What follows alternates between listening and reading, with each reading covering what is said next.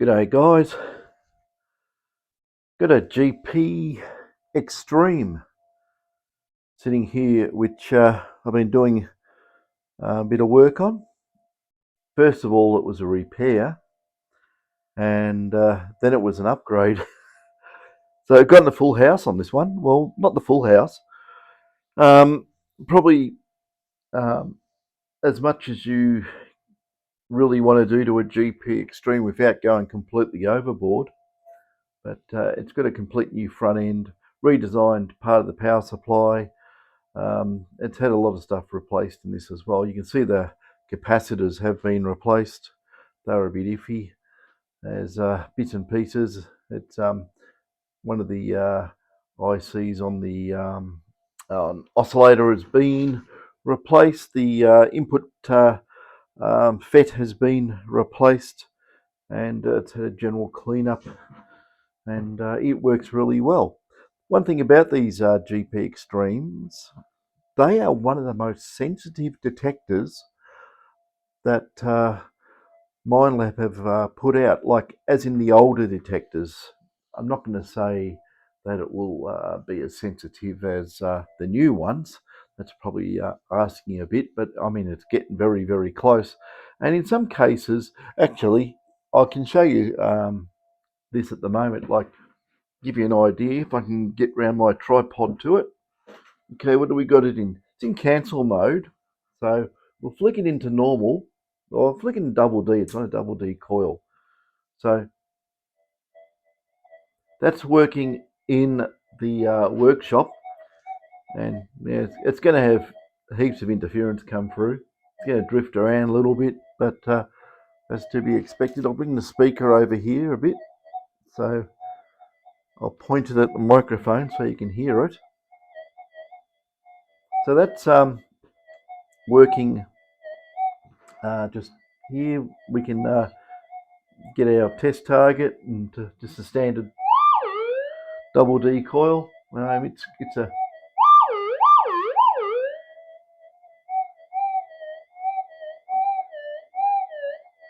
so it's working really well. I don't even know I've got that in deep mode. It's got normal and shallow on it, but it'll probably, let's see how it goes.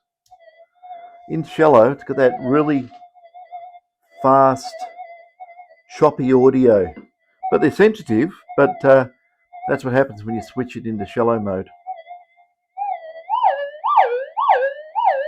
That's a 0.05 grammar. I'll put it back into deep mode. It makes the audio much smoother, and it's working really well. I was going to turn around and muck around with the input of this at the moment. What do we got it in? We got it in tracking. It's in normal, basically double D. You got to remember, E for enhance on this is actually mono. How strange, but yeah. And we got input boards. We have variable gain. We have not got variable frequency on this one as yet. I haven't put it in. Actually, I might get Dave to do that. Put in the variable frequency. This is a customer's detector. I want it pretty well beefed up, and it will go quite well. If I put it in double D, right, and we'll turn him on. We'll turn the audio full on the preamplifier. I probably hit the wrong switch, did I? Yes, I did. Okay, this is full. The audio amplifier is full, and it's in cancel mode, but we'll have a look at this. There's a speaker there. Hope you can hear it. Sometimes it's very hard to hear anything, just the way this wireless mic thing I've got is, you know, if you make sounds too loud, it distorts. If it's too soft, it's really, really soft. I mean, it's an eBay thing. I think it was cheap. It was $20 or something or other. They're not the best, but does the job. You know, for these sort of videos, I think it's okay. Might have to upgrade and get something better if I go and do some proper field work, which is coming up soon. So anyway, we'll get this 0.05 5 things sitting there on the end, and we'll just go over this. Actually, I'll wind this up and you can have a look at this, because that is, in my opinion, doing a lot better than a lot of other detectors. Okay, don't want this to go flying down. I'm going to jam that. I'm going to undo that, go like that. We'll get round to this coil. I'm probably not really level with it, but that's okay. We'll just tilt that up. But just get an idea, you know, that's at 0.05 gram, that tiny little speck thing there. You can see that. There you go. It's just a flake of gold. So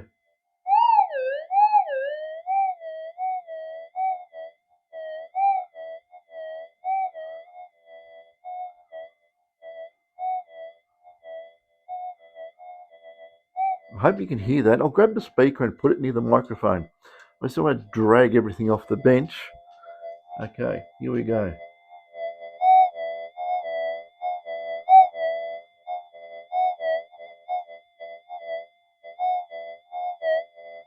I mean, that blows.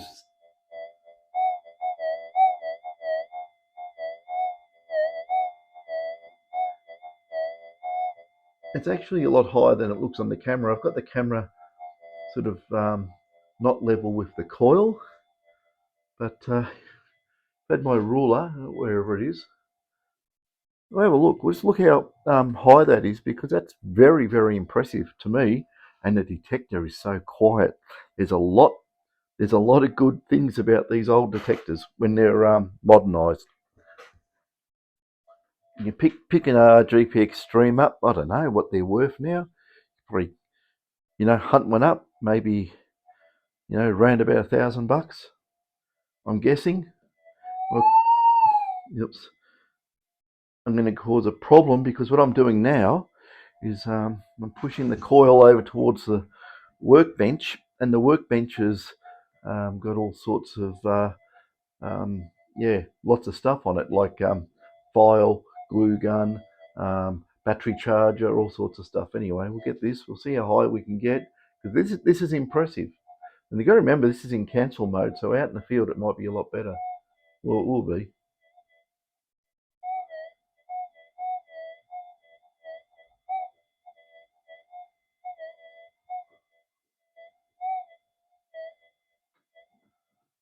Well, I'm getting it up around, where's that? 8 centimeters, which is equivalent to 1, 2, 2, 3 or so inches. If I do it really slow,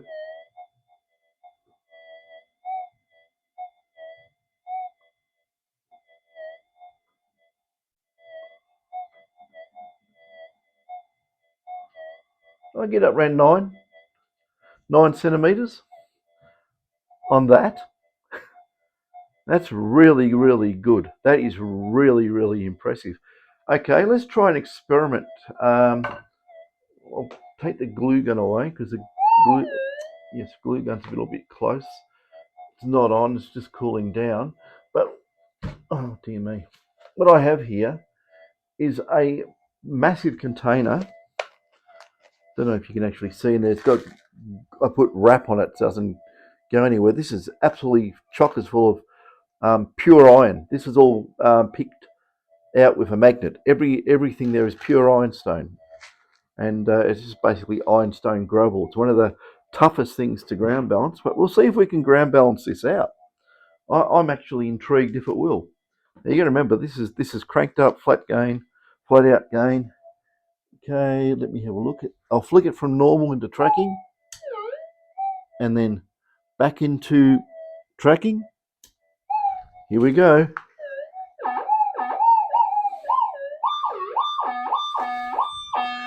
Let's flick the tracking again. It's asking a lot doing this.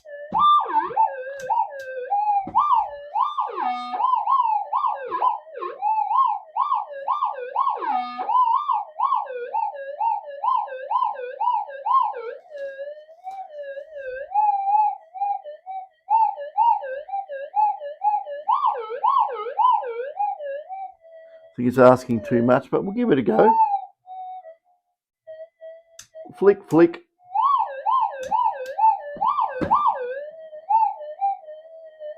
Well, it's getting rid of it.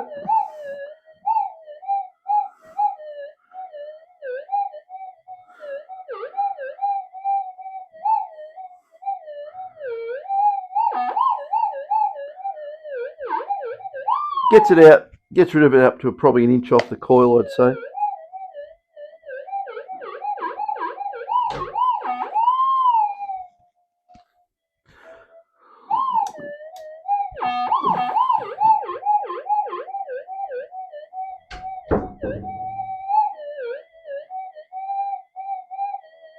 More or less gets rid of it a little bit off the coil. It's asking a hell of a lot, really is. You can always reduce the gain, it'll get rid of it. But solitary ironstone hot rock should not be a problem. Let's try one of these things. That's a Kalgoorlie hot rock. It's one of the worst ones that you can get, but we'll just try it. I'll just flick it from back into tracking.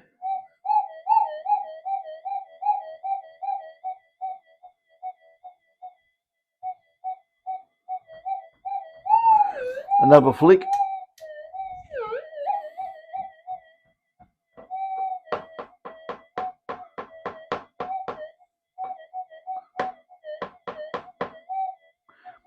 Yeah, it's like I say, this thing's cranked, but it's going really well. So round we go, and that's the detector down there. You can see all the work done onto it, or done to it. It's going quite good. But like I say, this is even optimized for small gold. This is just running as in just standard with all the extra front end put in there. So it's been cleaned up a fair bit. What else was there? Oh, there's another thing too. We might explain. A lot of people say, how do I know if I have an older 4500 or a newer 4500? And this is specifically on the second-hand market. You'd know if you bought a new one because you would have bought it from the shop and it would be new. But there is a difference in these detectors, and I just want to see if I have two different types so I can point it out. Let me have a look at this one. What's this one here? Okay. I can't show you that one because I've got components over the where you look. Hang on a sec. We'll go down here. What's that one? Oh, I've put them all back together. Oh well. Dear me. Have I got one in bits? I need a 45 in bits, or if everything's. Hang on, what's this one here? No, that's that GP. That's got everything done to it. You won't be able to see it. Anyway, I'll explain. Have I got a scrappy board I can explain it on? There's got to be a scrappy board somewhere. Somewhere here there will be. Let me look. Now I've got to move things around to try and find things here. What's that? That's all the wrong. Oh, here we are. Here's a scrappy board. This is a board that someone tried to have a look at that. Someone tried to clean it up and stuffed it up. But anyway, how you can tell. Gee, it's got yeah. What actually happened on this this one? You see all around there, it's all greeny and horrible. They use methylene chloride to try and get the paint off. And because methylene chloride went under every IC, and it's conductive as hell, and you can't get rid of it. And basically, the boards are right off. So that's what happens if you clean a board with methylene chloride. Don't do it. Yeah. So anyway, that just went in the scrap collection. But if you want to find out what 4500 you have, I'll use a little pointer here. Okay, it's very, very easy to tell. This is look how old it is. Anyway, this is an old one. You can tell by that pin header. Then all the new ones have that Mylar socket and it pushes in. But anyway, if we have a look at this board, this is the front of the board. Coil goes in around this area here. Coil connectors up on here. Actually says coil there. Okay. Anyway, the way you tell is here we got 1, 2, 3, 4 components. These are filters for the supply to the input op amps. Okay. Now this is an older 4500. The newer 4500s will have another row of components here. I think it's number 4 or 5 components along here. And that is how you tell which one is which. You can also read along here, right? This is yeah, 59020137. The other ones have a higher number here. Anyway, the other way is revision 1.1. There's revision 1.1, 1.2, I think, on these. And what else was there? Well, as far as I can tell, and this is in my humble opinion, of course, right? All the newer 45s with the 2 rows or 2 sets of components here. The 5000 has 2 sets of components here, and what I think, right, and in my opinion, that for the last 4500s they used 5000 boards and just well, it's easy to tell because the 5000 had less front end gain, and the newer 4500s had less front end gain as well. That's why I'm saying the older ones of these have a gain of 48, and the newer ones have a gain of 34. So that's how you tell. Just here, or you can always get on the back of the board and look at the gain resistors, which are there. You'll have either that one there will be 470 ohms or 330.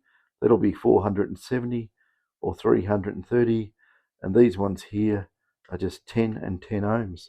So that's how you tell. The 10 ohm ones are always the same on any detector. They change these ones here, the 470s, or they have a 330 in there. Did I say 430? 330. So it's a lot of big gain difference. But what I suspect is that they pick the gain up later on in the circuitry when they use the lower value on the 5000s and even the second generation 4500s. They probably just increase the gain at a later stage. So that is a way you can get the detector to handle the ground a bit better. And I would say that was probably done more or less because of the 5000s having that fine gold mode. I think it may have caused a bit of a problem if the gain wasn't reduced in fine gold. I found that too. You crank the variable gain we put on up too much, and it can cause the fine gold mode to desensitize. So what we've done, we've limited the range of gain to the point just before that happens, and that means it doesn't happen and everything runs fine. So you could put extra switching in there to run more gain in normal mode, probably a little bit more in enhance, but in the real world doesn't really make much of a difference. with ours you can set your front end, like we could have it down at a front end gain of 10 and then amplify everything up. But just depends how you do it. You want to keep the noise out of the front end. You don't want the front end to saturate because of ground minerals and so forth. Anyway, that's that. That's an old scrappy board that'll never live again. Don't clean your boards with methylene chloride. So that is a nearly done full house GP Extreme, and it has come up so well. Anyway, I better do some more detectors. Catches.